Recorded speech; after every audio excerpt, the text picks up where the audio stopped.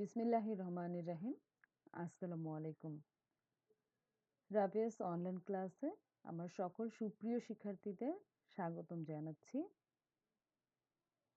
আমি রাবেয়া খাতুন, প্রভাষক, ইসলামের ইতিহাস ও সংস্কৃতি বিভাগ, রামপাল মহাবিদ্যালয় থেকে। আমার ইমেল আইডি স্ক্রিনে দেওয়া আছে, সেটা হলো rabia.shiuli@gmail.com। যে কোনো প্রয়োজনে আমাকে তোমরা ইমেল করতে পারো। তাছাড়া আমার ক্লাস সম্পর্কে যদি কোনো তোমাদের মন্তব্য থাকে, তাহলে আমার YouTube channel Rabia's online class, সেখানে তোমরা কমেন্ট করে আমাকে জানাতে পারো। বা আমাদের যে কলেজ, রামপাল রামপাল কলেজের যে পেজ আছে, রামপাল কলেজ মুন্সিগঞ্জ, সেখানে আমাদের যখন ক্লাসগুলো দেওয়া হবে, তখন তোমাদের যদি কোনো সমস্যা থাকে, তাহলে কমেন্ট করে আমাদেরকে প্রশ্ন করতে পারো। তখন আমরা সেটা রিপ্লাই দেব। আমার আজকের ক্লাসটি যাদের জন্য প্রস্তুত করেছি, আসলে আজকের এই ক্লাসটি তোমার আমাদের রামপাল মহাবিদ্যালয়ের এইচএসসি প্রথম বর্ষ ও দ্বিতীয় বর্ষের 2 বর্ষের ছাত্রছাত্রীদের জন্যই তৈরি করা হয়েছে। আমি আজকে তোমাদের পড়াবো ইসলামের ইতিহাস ও সংস্কৃতি বিষয়ের তোমার দ্বিতীয় পত্র। আজ আমি তোমাদের সাথে দ্বিতীয় পত্র নিয়ে আলোচনা করব। দ্বিতীয় পত্রের অধ্যায় 4 নিয়ে আজ আমি তোমাদের সাথে আলোচনা করব। আমাদের আজকের আলোচনার বিষয় হলো ফরাজি আন্দোলনের প্রকৃতি। আমি আমার পূর্বের ক্লাসে আমি ফরাজি আন্দোলনটা কি এবং ফরাজি আন্দোলনের প্রতিষ্ঠাতা কে, অর্থাৎ কে শুরু করেছিলেন এই ফরাজি আন্দোলনটা, সেই সম্পর্কে আলোচনা করেছি। ফরাজি আন্দোলনের যে প্রতিষ্ঠাতা ছিলেন হাজী মোহাম্মদ শরীয়তুল্লাহ, আমি তার সম্পর্কে আমার পূর্বের ক্লাসে আমি আলোচনা করেছি। তোমরা যারা আমার পূর্বের ক্লাসটি করোনি, তারা অবশ্যই এই ক্লাসটা করার আগে সেই ক্লাসটা করে নেবে। কারণ এই ক্লাসের যে মূল অংশটা, সেটা আমি আসলে সেই মূল কনসেপ্টটা, সেটা তোমরা যদি প্রথম ক্লাসটা না করো, তাহলে আসলে বুঝতে পারবে না। তো এই ক্লাসটা করার আগে তোমরা আমার সেই পূর্বের ক্লাসটা, অর্থাৎ লেকচার তোমার 14 নম্বর বা 13 নম্বর, সেটা আসলে তোমরা যে আমাদের যে রামপাল কলেজের পেজ আছে, সেখানেই তোমরা যদি পূর্বের মানে পোস্টগুলো দেখো, তাহলে পেয়ে যাবে। তাছাড়া আমার ইউটিউব চ্যানেলে তোমরা যে আমার ওখানে সবগুলো ক্লাস তোমার পোস্ট করা আছে, ওখান থেকেও তোমরা এটা দেখে নিতে পারো, ঠিক আছে? তো তোমরা প্রথম ক্লাসটা দেখে নিবে, সেখান থেকে জেনে নিবে আসলে ফরাজি আন্দোলনটা কি ছিল, কখন হয়েছিল এবং এর কেন্দ্রবিন্দুটি কোথায় ছিল, বা ফরাজি আন্দোলনটা আসলে কি, সেই সম্পর্কে আমি আলোচনা করেছি। তো আজকে আমি সেই সম্পর্কে আর আলোচনা করব না। আজকে আমি যে বিষয়টা নিয়ে আলোচনা করব, সেটা হলো ফরাজি আন্দোলনের প্রকৃতি। মানে প্রকৃতিটা আসলে কেমন ছিল। আমি আজকে যে বিষয়টা নিয়ে আলোচনা করব, মানে এই যে আন্দোলনটা হলো, এই আন্দোলনটা কোন ধরনের আন্দোলন ছিল এবং কিভাবে এই আন্দোলনটা চলেছিল, সেই বিষয়ে আজকে আমি সংক্ষেপে আলোচনা করব। আমি এখানে কতগুলো পয়েন্ট আউট করেছি। তো প্রথম পয়েন্টে আছে তোমার অমুসলমানিক কার্যকলাপ বন্ধের চেষ্টা। আসলে এই আন্দোলনের প্রধান যে লক্ষ্য ছিল, সেটা ছিল তোমার শিরক, বিদাত ইত্যাদি অমুসলমানিক যে কার্যকলাপগুলো ছিল, সেই কার্যকলাপের বিরুদ্ধে ব্যাপক প্রচার চালানো। হাজী মোহাম্মদ শরীয়তুল্লাহ মুসলমানদের কবর পূজা করা, পীরকে পূজা করা ইত্যাদি শিরকমূলক যে কাজগুলো ছিল, সেই কাজগুলো থেকে বিরত থাকার পরামর্শ দিয়েছেন এই যে তার যে আন্দোলন, সেই আন্দোলনের মাধ্যমে। হাজী শরীয়তুল্লাহ কে সেটা তো জানো, আসলে যে ফরাজি আন্দোলনটা যে শুরু করেছিলেন যে মহাপুরুষ, তিনি হলেন হাজী মোহাম্মদ শরীয়তুল্লাহ। হাজী মোহাম্মদ শরীয়তুল্লাহ আমাদের প্রিয় নবী হজরত মোহাম্মদ সাল্লাল্লাহু আলাইহি সাল্লামের যে 2 দৌহিত্র ছিলেন, ইমাম হাসান এবং হুসেন রাদিয়াল্লাহু তাআলা আনহু, তার শাহাদাত দিবসে অর্থাৎ তাদের যে মৃত্যুবরণের যে দিবসটা ছিল, যে দিনটা ছিল, সেই দিবসে অস্বাভাবিক উন্মাদনাপূর্ণ ভাবে যে তোমার শোক প্রকাশ করা হয়। আসলে এটা হাজী মোহাম্মদ শরীয়তুল্লাহর আ মতামত যে তিনি আসলে মনে করতেন যে যে ইমাম হাসান হোসেনের মৃত্যু দিবসে আসলে যে যেভাবে আসলে শোক প্রকাশ করা হয় সেটা আসলে একটা উন্মাদনাপূর্ণ এবং শরীয়ত বহির্ভূত। এটা আসলে আমি বলিনি, এটা আসলে বলেছেন তোমার হাজী মোহাম্মদ শরীয়তুল্লাহ। আমি তার কথাটি তোমাদের সামনে আরকি রিপিট করলাম সেটা। তো বাংলায় সে সময় অনেক পীরের তোমার যে জন্মদিবস বা জন্মদিন, সেই জন্মদিন উপলক্ষে তোমার উৎসব পালন করা হতো। যেমন তোমার ভোলা উৎসব হতো, যাতে কলার পাতায় প্রদীপ জ্বালিয়ে পানিতে ভাসিয়ে দেওয়া হতো। এইরকম তোমার মানে যে পীর পূজা যেটাকে বলে বা বিভিন্ন ধরনের উৎসব ছিল, সেগুলোকে তিনি আসলে শরীয়ত বহির্ভূত বলেছেন এবং সেগুলো থেকে আসলে বাংলার যে মুসলমানরা ছিল তাদেরকে আসলে তিনি দূরে থাকার জন্য বা এগুলো থেকে আর কি দূরে রাখার জন্য তিনি ব্যাপক যে প্রচার প্রচারণা চালিয়েছিলেন, সেটা আসলে ছিল তোমার ফরাজি আন্দোলনের মূল লক্ষ্য। হাজী মোহাম্মদ শরীয়তুল্লাহ এই যে যে উৎসব, তারপর শোক প্রকাশ, এইসব এই ধরনের যে কাজগুলো হতো, এই ধরনের কাজগুলোকে আসলে তিনি শিরক ও বিদআত ঘোষণা করেছিলেন এবং বলেছিলেন যে যদি আসলে একজন মুসলমান হিসেবে আসলে তিনি আসলে বলেছেন যে একজন আসলে মুমিন মুসলমানদের এরকম শিরক এবং বিদআত যেগুলো আছে এগুলো আসলে বর্জন করা উচিত। তিনি আসলে সাধারণ জনগণকে এগুলোই বোঝানোর চেষ্টা করতেন তার আন্দোলনের মাধ্যমে। তিনি পীর ও মুরিদের পরিবর্তে উস্তাদ ও শার্গিদ শব্দটা মানে ব্যবহার করতে বলেছেন এবং উস্তাদ ও শার্গিদের সম্পর্ক স্থাপন করার একটা পরামর্শ দিয়েছিলেন। তারপর বিবাহ অনুষ্ঠানকে আড়ম্বরহীনভাবে পালনের তিনি পরামর্শ দিয়েছিলেন কে? হাজী মোহাম্মদ শরীয়তুল্লাহ। তার যে আন্দোলনটা ছিল মানে ফরাজি আন্দোলন, সেই ফরাজি আন্দোলনের মাধ্যমে। তো আমরা প্রথমেই দেখলাম যে আসলে ফরাজি আন্দোলনের যে লক্ষ্য ছিল বা প্রকৃতি ছিল সেটা হলো তোমার অমুসলমানিক কার্যকলাপ বন্ধের যে একটা চেষ্টা, সেটা তিনি এই আন্দোলনের মাধ্যমে করেছিলেন। কিন্তু এর অন্য আরেকটি উদ্দেশ্য ছিল, সেটা হলো তোমার ইংরেজ শাসনের বিরোধিতা করা। ইংরেজ শাসন আসলে কেন তিনি বাংলার একজন মানে পুরুষ ছিলেন, তাহলে কেন তিনি ইংরেজদের শাসনের বিরোধিতা করেছিলেন? তোমাদের মনে প্রশ্ন আসতে পারে।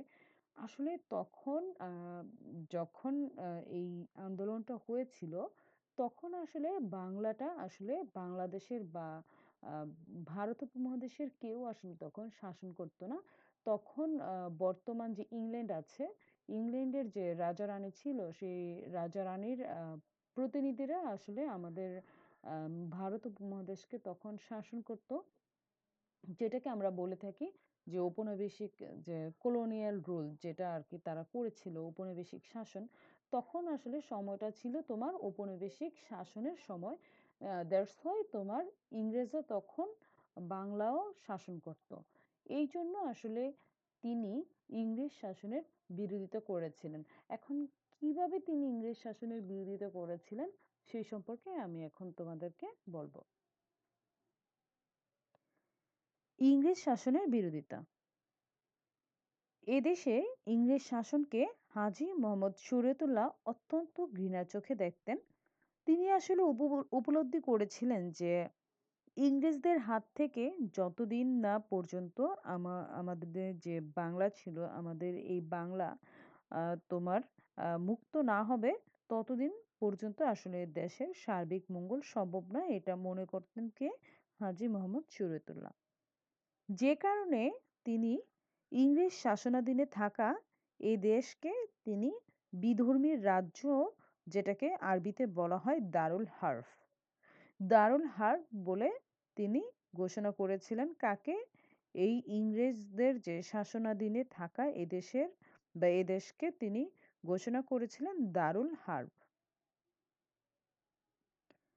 এ আর মল্লিক নামক একজন তোমার রাইটার ছিলেন। তার মধ্যে আসলে তার যে হাজী মোহাম্মদ শরীয়তুল্লাহর যে ধর্ম সংস্কার আন্দোলন, সেই আন্দোলনের প্রধান শর্ত ছিল দুটি। সেটি হলো তোমার ২ ঈদের এবং শুক্রবারের নামাজ না পড়া। আসলে এটা কতটুকু সত্য সেটা আসলে আমি বলতে পারছি না এই মুহূর্তে। আ এই কথাটি আসলে বলেছেন আর আম মল্লিক স্যার। উনি আসলে আ তোমার ভারতীয় একজন রাইটার।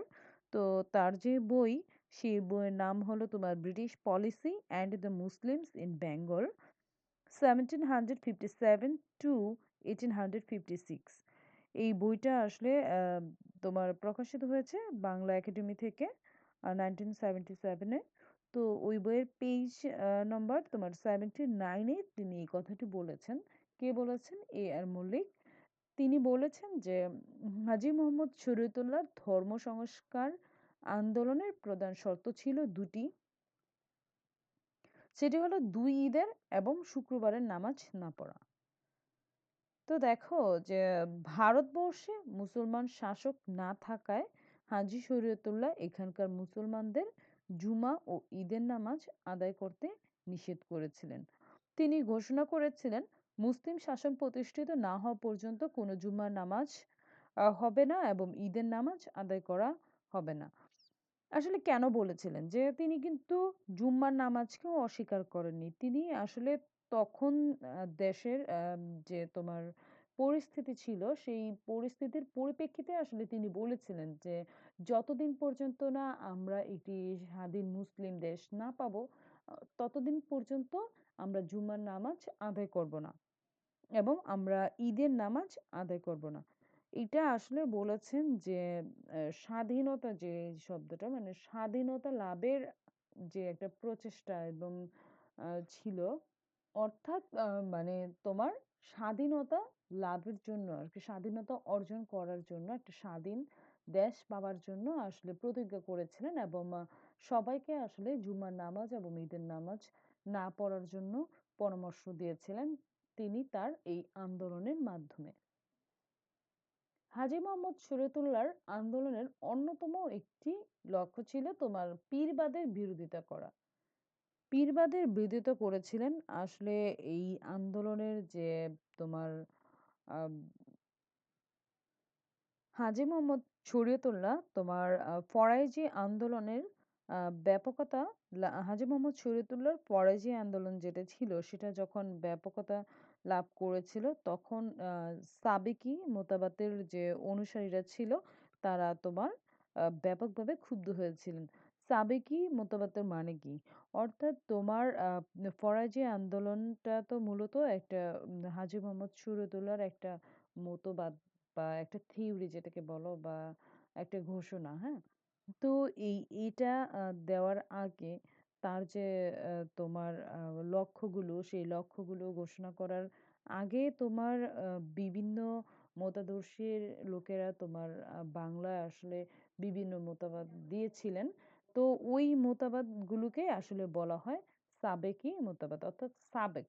সাবেক অর্থ কি? যে সাবেক যেটাকে বলি আরকি আমরা। তো এই সাবেকটা হলো যে আগের, হ্যাঁ? তো আগের মতবাদ যারা দিয়েছিলেন বা আগের মতবাদের অনুসারী যারা ছিলেন তারা আসলে ব্যাপকভাবে ক্ষুব্ধ হয়েছিলেন হাজী মোহাম্মদ শরীয়তুল্লাহর যে প্রচার প্রচারণা সেই প্রচার প্রচারণার বিরুদ্ধে। হাজী মোহাম্মদ শরীয়তুল্লাহ পীরবাদের বিরোধিতা করেছিলেন যে কারণে সমকালীন মাওলানা শাহ কেরামত আলী জৈনপুরে তার বিরোধিতা করেছিলেন। কার বিরোধিতা করেছিলেন? হাজী মোহাম্মদ শরীয়তুল্লাহর বিরোধিতা করেছিলেন তৎকালীন সমকালীন যেটাই বলি না কেন মাওলানা শাহ কেরামত আলী জৈনপুরী। জৈনপুরী অর্থাৎ হলো জৈনপুর তার আবাসভূমি ছিল যে কারণে তার নামের সাথে জৈনপুরী শব্দটা যুক্ত হয়েছে। এই যে মাওলানা শাহ কেরামত আলী তিনি ঘোষণা দিয়েছিলেন যে বা ফতোয়া দিয়েছিলেন ফরায়েজিরা ইসলাম ধর্ম ধ্বংসের ষড়যন্ত্রে নেমেছে। মাওলানা কেরামত আলী জৈনপুরী এই দেশকে দারুল আমান বলেছিলেন, অর্থাৎ নিরাপত্তার দেশ বলে আখ্যায়িত করেছিলেন। অন্যদিকে তোমার হাজী মোহাম্মদ যে শরীয়তুল্লাহ ছিলেন, তিনি এই দেশকে বলেছিলেন যে দারুল হার্ব, অর্থাৎ বিধর্মীর রাজ্য। এই বাংলাকে বলেছিলেন বিধর্মীর রাজ্য বা দারুল হার্ব। কে বলেছিলেন? হাজী মোহাম্মদ শরীয়তুল্লাহ। এই হাজী মোহাম্মদ শরীয়তুল্লাহর কথার বা উক্তির বা যে মতামত, সেটার বিরোধিতা করে মাওলানা কেরামত আলী জৈনপুরী একটি ফতোয়া দিয়েছিলেন। তিনি আবার বলেছিলেন যে এই দেশ দারুল হার্ব নয়, এটা হলো দারুল আমান, অর্থাৎ এটা নিরাপত্তার দেশ। যে কারণে তোমার যে শাসক ইংরেজদের সাথে আসলে আম, মাওলানা কেরামত আলীর একটা তোমার যে সম্প্রীতি, সেই সম্প্রীতিটা তোমার কি ছিল, আম, রক্ষার জন্য আসলে জনগণকে আহ, উৎসাহিত করেছিলেন তোমার মাওলানা কেরামত আলী। মাওলানা কেরামত আলী জৌনপুরে আসলে ইংরেজদের সাথে সম্প্রীতি রক্ষার জন্য জনগণকে উৎসাহিত করেছেন।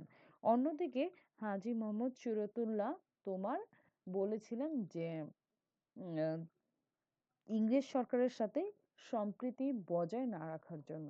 আসলে দুইজনের মতবাদ দুই দিকে, ঠিক আছে, দুই দিকে ডাইভার্ট করেছে সাধারণ জনগণকে। তারপর ফরাজিদের মধ্যে দেখো একটি তোমার এই যে আন্দোলন, ফরাজি আন্দোলন, সেটা তোমার ফরাজিদের মধ্যে একটি ভ্রাতৃত্ববোধের সৃষ্টি করেছিল। কিভাবে সৃষ্টি করেছিল দেখো। দেখো, ফরাজি আন্দোলনের অন্যতম দিক ছিল এর অনুসারীদের মধ্যে ভ্রাতৃত্ববোধ। ফরাইজিরা সৎ পথে উপার্জন করত, নৈতিক জীবন ও শ্রমের মর্যাদা ইত্যাদি অভিন্ন যে মূল্যবোধগুলো ছিল, সেই মূল্যবোধের প্রতি তারা ছিল অনুগত। হাজী মোহাম্মদ শরীয়তুল্লাহ পরিশ্রমের দ্বারা তথা সৎ পথে অর্থ উপার্জনের জন্য সবাইকে পরামর্শ দিতেন এবং নিজেও তোমার সৎ পথে অর্থ উপার্জন করে আদর্শ গড়ে তুলেছিলেন। একটি আদর্শ মানুষ হিসেবে তাকে অনেকেই আখ্যা দিয়েছেন, কারণ তিনি সৎ পথে অর্থ উপার্জন করতেন এবং অন্যদেরও পরিশ্রমের মাধ্যমে সৎ পথে অর্থ উপার্জন করার নির্দেশ দিতেন।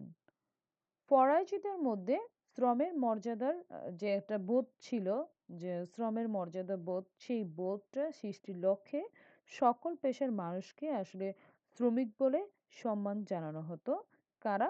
এই ফরাইজি আন্দোলনের যারা অনুসারী ছিল তারা। এসব আদর্শ অনুসরণের মধ্য দিয়ে ফরাজিদের মধ্যে এক প্রকার ভ্রাতৃত্ববোধ সৃষ্টি হয়েছিল। আসলে তারা যেমন মনে করো একজন ডাক্তার, ডাক্তারকে বলতেন একজন শ্রমিক। কারণ কারণ তিনি হলো মানুষের সেবা করে, এটা তার কাজ। তাহলে তিনিও আসলে একজন শ্রমিক। আবার রাস্তাঘাটে যে সকল দিনমজুর কাজ করতো, তাদেরও তারা বলতো শ্রমিক। অর্থাৎ সাম্যতা যেটা আর কি, তোমার পেশা যাই হোক না কেন, তারা আর কি সবাইকে তোমার সমানভাবে শ্রমিক বলে সম্বোধন করত। এতে করে আসলে যে মানুষের মানুষের যে ভেদাভেদ, সেই ভেদাভেদটা আসলে কমে গিয়েছিল। যে কারণে তাদের মধ্যে একটা ভ্রাতৃত্ববোধ বা যে ভ্রাতৃত্ববোধের একটা সৃষ্টি হয়েছিল।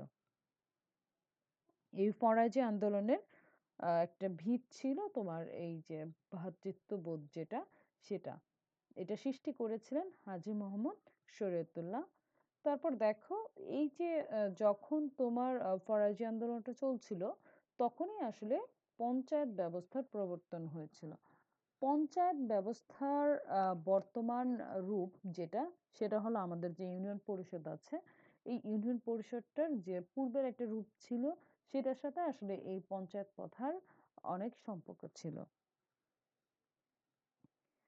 হাজী মোহাম্মদ শরীয়তুল্লাহ সর্বপ্রথম বাংলার মুসলিম সমাজে পঞ্চায়েত ব্যবস্থার প্রচলন করেছিলেন। পরবর্তীকালে তার যে পুত্র ছিল দুদু মিয়া, সেই দুদু মিয়ার নেতৃত্বে পূর্ববঙ্গের ফরাইজি প্রভাবিত অঞ্চলগুলোতে ইংরেজ সরকারের বিরুদ্ধে কার্যত সমান্তরাল আরেকটি সরকারি ব্যবস্থা গড়ে উঠেছিল। সেই প্রত্যেক ফরাজি গ্রামের অধিবাসীরা একজন নেতা নির্বাচিত করত, যাকে বলা হতো গাঁও খলিফা। আবার গাঁও খলিফারা মিলিত হয়ে প্রত্যেক থানায় একজন করে পীর খলিফা নির্বাচিত করতেন। দেখো এখন আমরা কি দেখি যে আমাদের যে একটা গ্রাম বা দুইটা গ্রাম নিয়ে তোমার একটা ওয়ার্ড গঠিত হয়। তো এই ওয়ার্ডের প্রধানকে তোমার মেম্বার, যেটাকে আমরা লোকাল মেম্বার থাকে তারা। তো এই কয়েকজন লোকাল মেম্বার নিয়ে কিন্তু আবার তোমার একজন মানে একটা ইউনিয়ন পরিষদ গঠিত হয়, এবং সেই ইউনিয়ন পরিষদের প্রধান থাকে একজন চেয়ারম্যান। তো এইরকম করে তোমার ফরাজি আন্দোলন যখন চলছিল, তখন হাজী মোহাম্মদ শরীয়তুল্লাহর যে অনুসারীরা ছিল, মূলত যে যে এলাকাগুলোতে আসলে ফরাজি আন্দোলনটা আসলে পালন করা হতো, তাদের মতামতগুলো গ্রহণ করা হতো, সেই সকল গ্রামগুলোতে আসলে সে সকল গ্রামগুলোতে তারা মানে তাদের মতো করে পরিচালনা করত। আসলে সরকারের যে তোমার নিয়ম নীতি ছিল, তারা আসলে সেগুলো মানত না। মূলত তারা তাদের মতো করে এই গ্রামগুলোকে পরিচালনা করত। তো এই যে পরিচালনার জন্য আবার তোমার কি করা হতো, একজন গাঁও খলিফা নির্বাচন করা হতো, নেতাকে একজন নেতা নির্বাচন করা হতো। এই কয়েকজন গাঁও খলিফা মিলে আবার তোমার আম, প্রত্যেক থানার জন্য একজন করে পীর খলিফা নির্বাচিত করতেন। তো এই যে পঞ্চায়েত ব্যবস্থা, এই পঞ্চায়েত ব্যবস্থার বর্তমান যেটা আর কি বিবর্তনের মাধ্যমে যেটা হয়েছে, সেটা হলো তোমার বর্তমান ইউনিয়ন পরিষদ। তো আমরা এখন আম, পরের পেজে চলে যাই। পরের পয়েন্টটা হলো তোমার স্থানীয় জমিদারদের সাথে দ্বন্দ্ব। কাদের সাথে আসলে দ্বন্দ্ব হয়েছিল? ফরাজি আন্দোলনের যে অনুসারী ছিল যারা, তাদের সাথে সবসময় তোমার স্থানীয় যে জমিদাররা ছিল, সেই জমিদারদের সাথে একটা দ্বন্দ্ব সংঘাত লেগে থাকতো। কারণ এই স্থানীয় জমিদাররা তখন তৎকালীন যে শাসক ছিল, মানে তোমার ইংল্যান্ডের মানে উপনিবেশিক শাসক যারা ছিল, ইংরেজরা, এই ইংরেজদের মনোনীত ছিল আসলে স্থানীয় যে জমিদার, সেই জমিদার। অর্থাৎ এই স্থানীয় জমিদারদের সাথে তোমার ইংরেজ সরকারের একটা ভালো একটা আন্ডারস্ট্যান্ডিং, যেটা মিউচুয়াল আন্ডারস্ট্যান্ডিংটা অনেক ভালো ছিল, কারণ তারা একে অন্যের বন্ধু ছিল। তো এরা যেমন ইংরেজ শাসকদের বন্ধু ছিল স্থানীয় জমিদাররা, তেমনি এরা আবার কি ছিল, তোমার সাধারণ জনগণকে তোমার অত্যাচার করত। এবং তাদের আসলে যে তোমার উপার্জনটা ছিল, সেই উপার্জনের অর্ধেকই আসলে জমিদারদের বাড়িতে চলে আসতো। তো এই কারণে আসলে স্থানীয় জনগণ আর জমিদারদের সাথে একটা দা কুমড়া একটা যে সম্পর্ক, সেই সম্পর্কটা তোমার বজায় ছিল।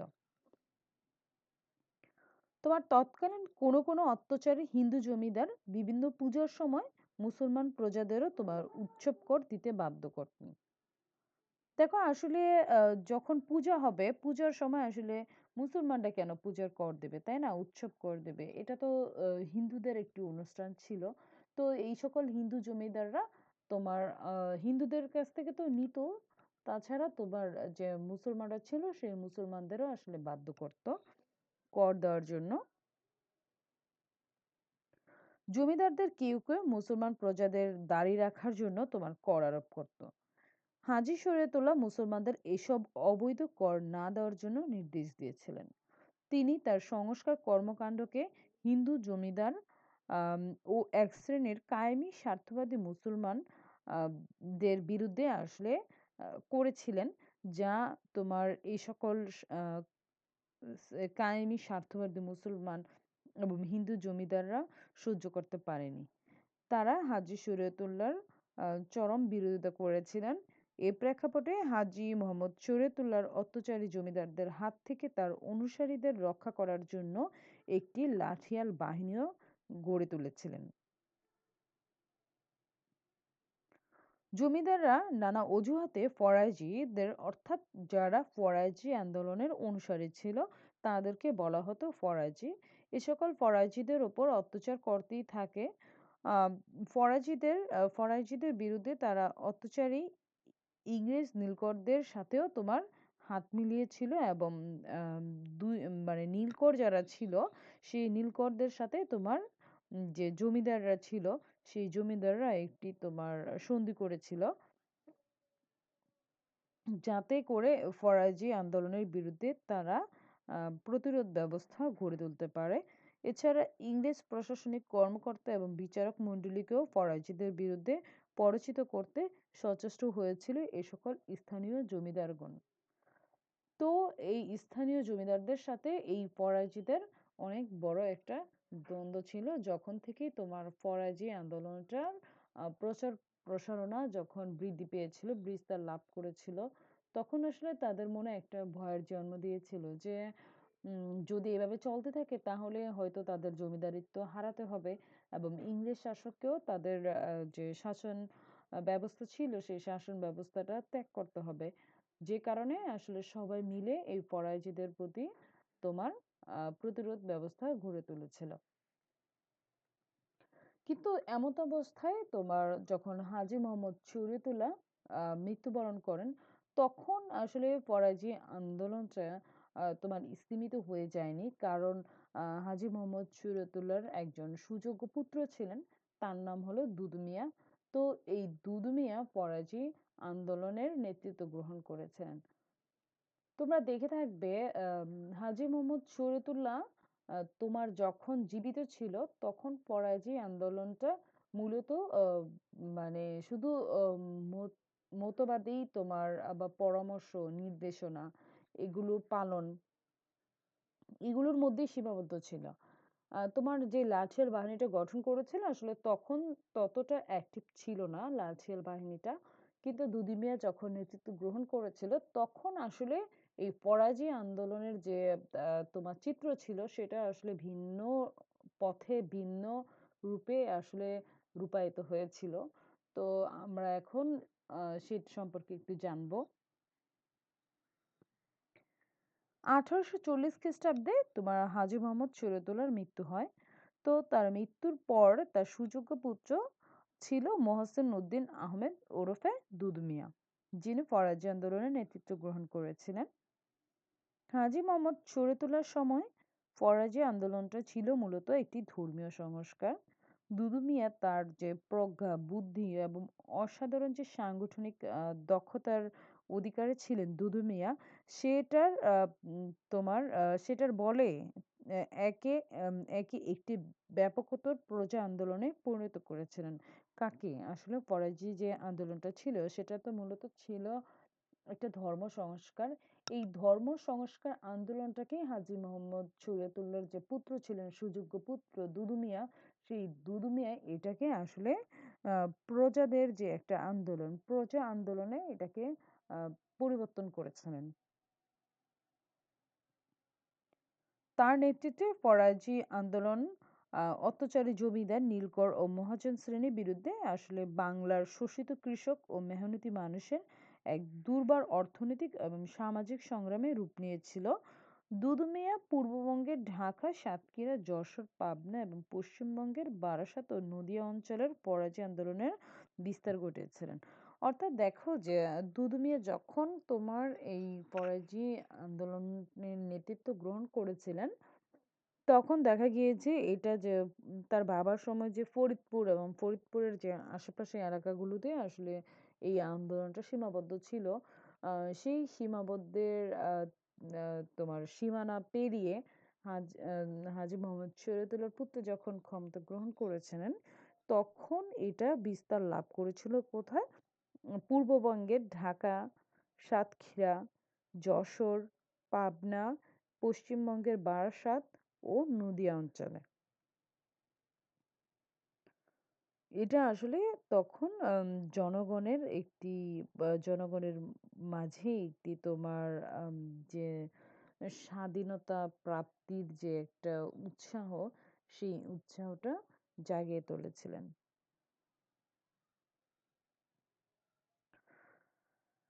হুম, তার পরের যে পয়েন্টটা সেটা হলো তোমার পঞ্চায়েত ও লাঠিয়াল বাহিনী গঠন। আমি তোমাদের এটা প্রথমেই বলেছিলাম যে হাজী মোহাম্মদ শরীয়তুল্লাহ একটি পঞ্চায়েত ব্যবস্থা গড়ে তুলেছিলেন। এবং একটি লাঠিয়াল বাহিনীও গঠন করেছিলেন। কিন্তু এই পঞ্চায়েত ব্যবস্থা এবং যে লাঠিয়াল ব্যবস্থা, আহ, লাঠিয়াল বাহিনী, সেই লাঠিয়াল বাহিনীটা আসলে দুদু মিয়ার নেতৃত্বে আসলে খুব একটা শক্তিশালী একটা রূপ লাভ করেছিল। দুদু মিয়া ফরাজি আন্দোলনকে একটি শক্তিশালী সাংগঠনিক কাঠামোর আওতায় আনেন। তিনি তার যে নিয়ন্ত্রণাধীন অঞ্চলগুলো ছিল সেই অঞ্চলগুলোকে কয়েকটি ইউনিটে বিভক্ত করেছিলেন এবং যে গ্রাম অঞ্চলের ঐতিহ্যবাহী যে পঞ্চায়েত ব্যবস্থাটা ছিল তার বাবা যেটা চালু করেছিলেন সেটাকে তিনি পুনরুজ্জীবিত করেন। অত্যাচারী জমিদার, জোতদার, মহাজন ও নীলকরদের হাত থেকে তার যে অনুসারী ছিল, অর্থাৎ ফরাজি আন্দোলনের যে অনুসারী ছিল, সেই অনুসারী প্রজাদের রক্ষার জন্য দুদু মিয়াও তার পিতার মতো একটি লাঠিয়াল বাহিনী গঠন করেছিলেন। এক পর্যায়ে এই আন্দোলনে ভীত হয়ে তোমার জমিদার ও নীলকররা দুদু মিয়ার বিরুদ্ধে অনেকগুলো মামলা করে দিয়েছিলেন। তবে সরকার দুদু মিয়াকে গ্রেপ্তার করলেও প্রমাণের অভাবে শাস্তি দিতে ব্যর্থ হয়েছিলেন। অবশেষে 1862 খ্রিস্টাব্দে তিনি মৃত্যুবরণ করেছিলেন এবং মৃত্যুবরণ করার পূর্ব মুহূর্ত পর্যন্ত তিনি তার বাবার যে ধর্ম সংস্কার আন্দোলন, সেই আন্দোলনটাকে এটা জনসাধারণের যে জনগণ বা প্রজা যেটাই বলি না কেন, সেই প্রজাদের বাঁচার দাবিতে আসলে পরিণত করতে চেয়েছিলেন তিনি। এবং আমৃত্যু পর্যন্ত তিনি তার যে প্রচেষ্টা সেই প্রচেষ্টাকে অব্যাহত রেখেছিলেন। হাজী মোহাম্মদ শরীয়তুল্লাহর পুত্র দুদু মিয়া যখন মারা যায় 1862 সালে, তো দেখো তারপর আসলে কি হলো পরাজয় আন্দোলনের, তাই না? কে নেতৃত্ব গ্রহণ করেছিল পরাজয় আন্দোলনে, সে সম্পর্কে আমরা একটু জেনে নেই। তোমার 1862 খ্রিস্টাব্দে তোমার দুদু মিয়ার মৃত্যু হয়। তারপর 1884 সাল পর্যন্ত তার যে পুত্র ছিল দুদু মিয়ার পুত্র, তার নাম ছিল নয়া মিয়া। সেই নয়া মিয়া ফরাজি আন্দোলনের নেতৃত্ব দিয়েছিলেন। এরপর তার ভাই ছিল নয়া মিয়ার যে ভাই, সেই নয়া মিয়ার ভাই হলো সৈয়দ উদ্দিন আহমেদ, যিনি ফরাজিদের নেতা নির্বাচিত হয়েছিলেন। সৈয়দউদ্দিনের পর তার জ্যেষ্ঠ পুত্র রশিদ উদ্দিন আহমেদ বাদশা মিয়া এই আন্দোলন পরিচালনা করেছেন। মূলত তার নেতৃত্বে ফরাজিরা 1947 সালে ব্রিটিশ ভারতের যে স্বাধীনতা, সেই স্বাধীনতার পর সৃষ্টি হওয়া পাকিস্তান রাষ্ট্রকে দারুল ইসলাম বলে ঘোষণা করেছিলেন। আসলে 1947 সালে যখন তোমার ব্রিটিশ শাসনের অবসান হয়, তখন যখন তোমার ভারত এবং পাকিস্তান নামে দুটি রাষ্ট্রের জন্ম হয়েছিল 1947 সালে, তোমরা জানো। এই সময় এসে যখন তোমার পাকিস্তান এবং ভারত নামক দুটি রাষ্ট্রের জন্ম হয়েছিল, তখন ফরাজি আন্দোলনের যে অনুসারী ছিল, সেই অনুসারীদের আসলে ফরাজি আন্দোলনের তৎকালীন যে নেতা ছিলেন, নেতার নাম ছিলেন তোমার রশিদউদ্দিন আহমদ বাদশাহ। এই রশিদউদ্দিন আহমেদ বাদশাহ বলেছিলেন যে এখন যে আমাদের পাকিস্তান রাষ্ট্রের জন্ম হয়েছে সেটা হলো দারুল ইসলাম। তখন তার অনুসারীদের জুম্মার নামাজ পড়ার অনুমতি দিয়েছিলেন এবং যে ঈদের নামাজ, দুটি ঈদের নামাজ আমরা পড়ি, সেই ঈদের নামাজ পড়ার জন্য আসলে অনুমতি দিয়েছিলেন। তো এইভাবে আসলে পরাজয় আন্দোলনের সমাপ্তি হয়, ব্রিটিশ শাসনের অবসান হয়। যদিও তোমার পরাজয় আন্দোলনটা সরাসরি আসলে ব্রিটিশ শাসনের বিরুদ্ধে আসলে তেমন স্টেপ নিতে পারে নাই, কিন্তু এই আন্দোলনটাই ছিল মূলত ইংরেজদের বিরুদ্ধে আসলে জনগণকে সোচ্চার করে তোলার একটি প্রথম আন্দোলন। যদিও এই আন্দোলনটা ধর্ম সংস্কারক আন্দোলন হিসেবে শুরু হয়েছিল, কিন্তু হাজী মোহাম্মদ শরীয়তুল্লাহর যে পুত্র দুদু মিয়া, তার মাধ্যমে আসলে এটা জনগণের যে একটা বাঁচার দাবি বা জনগণের প্রাণের যে একটা দাবি স্বাধীনতা, সেই স্বাধীনতা অর্জনের জন্য তোমার কি করেছিলেন তার অনুসারীরা আসলে ইংরেজ সরকারের বিরোধিতা করেছিলেন, যে কারণে দুদু মিয়াকে বিভিন্ন সময় মামলা খেতে হয়েছিল এবং মামলায় আসলে তাকে কারাগারে নিয়েও যাওয়া হয়েছিল। কিন্তু আম উপযুক্ত প্রমাণ না পাওয়ার জন্য আসলে তাকে ছেড়ে দিতে বাধ্য হয়েছিল। তো এভাবেই আসলে এই আন্দোলনের পরিসমাপ্তি ঘটেছিল। অষ্টাদশ শতকে যেসব আন্দোলন তোমার সংগ্রাম বলো, আন্দোলন বলো, বাংলার ধর্মীয়, সামাজিক এবং রাজনৈতিক জীবনে বিপুল প্রভাব বিস্তার করেছিল, তার মধ্যে এই ফরাজি আন্দোলনটা ছিল অন্যতম। একে বাংলার প্রথম সমাজের বিকাশ এবং ব্রিটিশ বিরোধী সংগ্রামের ইতিহাসের একটি উল্লেখযোগ্য পর্ব হিসেবে আমরা বিবেচনা করতে পারি। হ্যাঁ, পূর্ব বাংলার যে মুসলিম সমাজ ছিল, সেই মুসলিম সমাজ থেকে তখন যখন মুসলিম সমাজটা যখন কুসংস্কারে নিমজ্জিত ছিল, গরিব কৃষক সহ নিরীহ জনসাধারণ ইংরেজদের কুশাসন এবং জমিদার মহাজন ও নীলকরদের অত্যাচারে অতিষ্ঠ হয়ে উঠেছিল। ঠিক সেই ক্লান্তিকালে বা তোমার মানে একটা ওই বিপদ মুহূর্তে আসলে এই ফরাজি আন্দোলনের আবির্ভাব ঘটেছিল। এবং ঘটেছিল কি আসলে এই আবির্ভাব ঘটিয়েছিলেন হাজী মোহাম্মদ শরীয়তুল্লাহ। হাজী মোহাম্মদ শরীয়তুল্লাহর যে ফরাজি আন্দোলন, সেই ফরাজি আন্দোলনের মাধ্যমে তিনি ধর্মীয় সংস্কারের পাশাপাশি বাংলার মুসলমান সম্প্রদায়কে তথা গরিব কৃষক শ্রেণীর ভাগ্য পরিবর্তনের চেষ্টা করেছিলেন। যে কারণে এই যে আন্দোলন, এই আন্দোলনটা খুবই গুরুত্বপূর্ণ একটি আন্দোলন ছিল। ফরাজি আন্দোলন দীর্ঘস্থায়ী না হলেও আসলে মুসলমানদের জাগিয়ে তোলার পাশাপাশি তোমার অত্যাচারী ব্রিটিশ শাসক, হিন্দু জমিদার ও নীলকরদের বিরুদ্ধে একটি শক্ত প্রতিরোধ ব্যবস্থা গড়ে তুলতে সক্ষম হয়েছিলেন। যে কারণে ফরাজি আন্দোলনের গুরুত্ব অনস্বীকার্য। আম, তাছাড়া এই বাংলাতে যে সকল তোমার ব্রিটিশ বিরোধী আন্দোলন, জমিদার বিরোধী আন্দোলন বা নীলকরদের বিরুদ্ধে যতগুলো আন্দোলন হয়েছিল বা তোমার হয়েছিল, সেগুলোর আসলে অনুপ্রেরণা হিসেবে কাজ করেছিল হাজী মোহাম্মদ শরীয়তুল্লাহর যে আন্দোলনটা ছিল, ধর্ম সংস্কার আন্দোলন, ফরাজি আন্দোলন, সেটার কথা আমরা আসলে অস্বীকার করতে পারবো না। তো পরবর্তী সকল আন্দোলনের মূলত ভিত ছিল এই ফরাজি আন্দোলন। আমি আমার পরবর্তী ক্লাসে এই ফরাজি আন্দোলন সম্পর্কে কয়েকটি সৃজনশীল প্রশ্ন করব এবং সৃজনশীল প্রশ্নগুলো আসলে কিরকম হতে পারে এই অধ্যায় থেকে আমি সেই বিষয়ে তোমাদের পরবর্তী ক্লাসে আলোচনা করব। তো আজ এই পর্যন্তই শেষ করব। সামনেই তোমাদের পরীক্ষা। যারা দ্বিতীয় বর্ষে আছো তাদেরকে বলবো আসলে তোমরা সাজেশনটা যখন পাবে, সাজেশনটা পাওয়ার পরে তোমরা তোমাদের যে প্রশ্নগুলো মানে আমরা আমাদের ক্লাসে তোমাদেরকে পড়াচ্ছি, সেই বিষয়গুলো তোমরা সেই প্রশ্নগুলো একটু ভালো করে পড়বে। আর আহ, আর বাহিরে অযথা ঘুরোঘুরি না করে নিজেকে আহ, নিরাপদ রাখার চেষ্টা করবে। সবাইকে অসংখ্য ধন্যবাদ। আল্লাহ হাফেজ।